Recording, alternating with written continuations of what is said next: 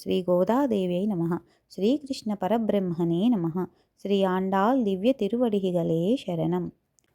ஒருத்தி மகனாய் பிறந்து ஓரிரவில் ஒருத்தி மகனாய் ஒளித்து வளர தரிக்கில்லா நாகித்தான் தீங்கு நினைந்த கருத்தைப் பிழைப்பித்து கஞ்சன் வயிற்றில் நெருப்பென்ன நின்ற நேடுமாலே உன்னை அருத்தித்து வந்தோம் பறைத்தருடியாழில் திருத்தக்க செல்வமும் சேவகமும் யாம் பாடி வருத்தமும் திழுந்து మగిழ்ండేలోరెంబావాయ్.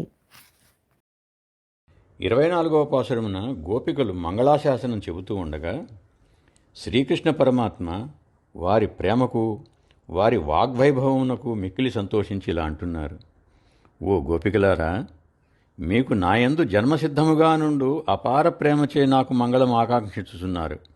సంతోషమే గాని ఇంత రాత్రివేళ మంచులో నడిచి శ్రమపడి వచ్చినారు.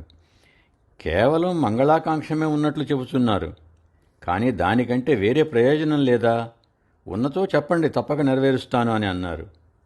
అందుకు గోపికలు, నీ గుణకీర్తనం చేయుచూ వచ్చుటచే మాకు మంచు, రాత్రి, బురద మొదలు క్లేశములు రాలేదు.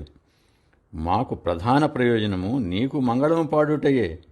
లోక కళ్యాణమునకు వ్రతమునర్చుటకు వరమును ఇచ్చిన ఇవ్వు స్వామి. ఇంతకాలము నీ ఎడబాటు వలన కలిగిన క్లేశము నీ వీరచరితమును ఐశ్వర్యమును కీర్తించుట చేతనే పోయినది.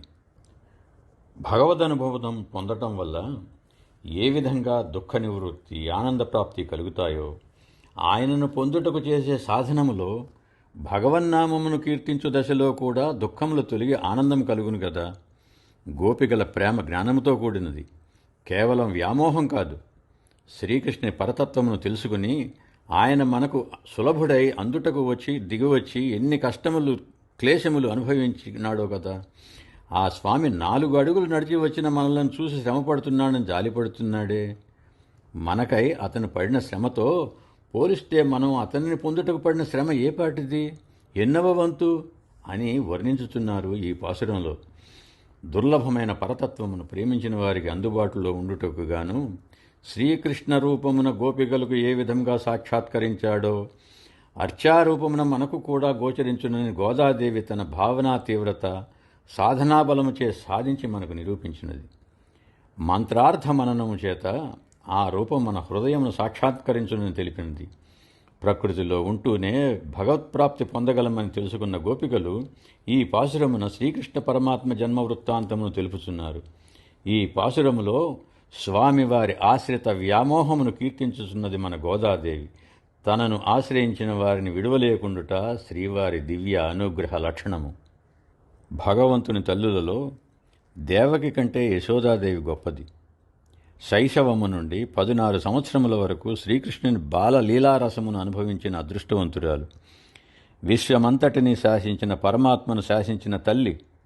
సమస్త జీవులను బంధించి శిక్షించడు పరమాత్మను తాను బంధించి బెదిరించిన తల్లి.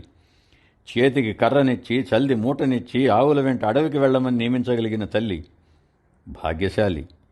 అడవి నుంచి సాయంత్రం తిరిగి వచ్చుచున్న కృష్ణునికై ఎదురుచూచుచూ ధూళి దూసరిత కోమల రూపుడగు బాలకృష్ణుని చూచి ఉప్పొంగి, ఈ లోకములో నాతో సమానమైన తల్లి లేదు, నేనొకతనే నిజమైన తల్లిని అని తన భాగ్యమును తానే ప్రశంసించుకున్నటువంటి హర్షపరవశమైన తల్లి యశోదని పేరు చెప్పక ఓరిత్తి అనగా ఒక ఆమె అని అంటున్నారు.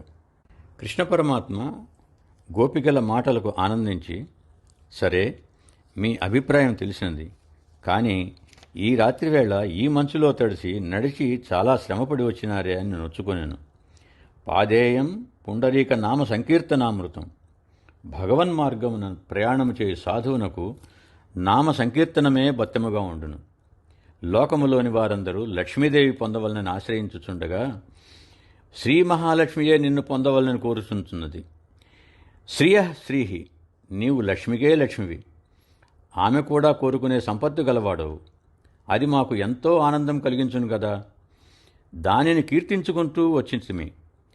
ఇంతకాలము నీ ఎడబాటు చేయగలిగిన క్లేశమంతయు నీ వీరచరితమును ఐశ్వర్యమును కీర్తించుటచేనే పోయినది.